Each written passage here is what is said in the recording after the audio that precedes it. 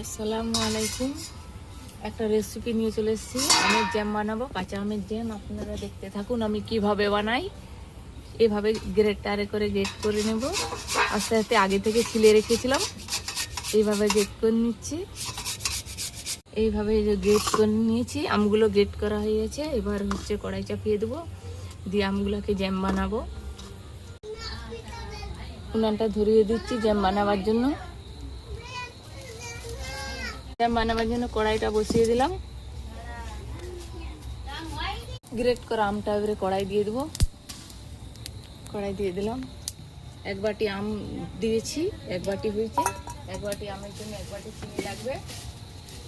আমের জন্য এক বাটি চিনি লাগবে, এক বাটি চিনিটা দিয়ে দিলাম এইখানে। এক বাটি আমের জন্য 2 বাটি হচ্ছে পানি লাগবে।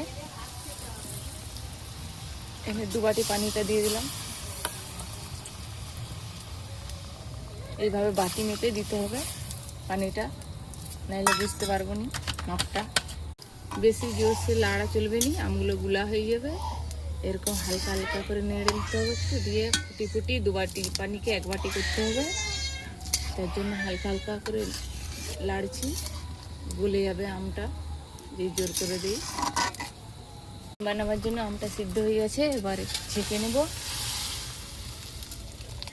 আমের মিশ্রণটা লাগবে না, খালি আমের পানিটা লাগবে, আমের রসটা। ওই রসটা দিয়েই বানাবো জ্যামটা। ছেঁকে নিয়েছি এখানে, এইভাবে হালকা হালকা করে ছেঁকে নিচ্ছি, সব রসটা বেরিয়ে যাবে।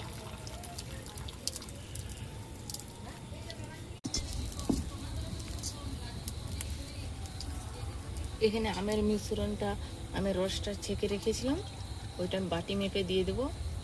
ক বাটি হয়, এখানে 2 বাটি হয়েছে। 1 বাটি চিনি দিয়েছিলাম, আর হাফ বাটি চিনি দিয়ে দেবো। চিনিটাও গলে এতটা রস হয়ে গেছে।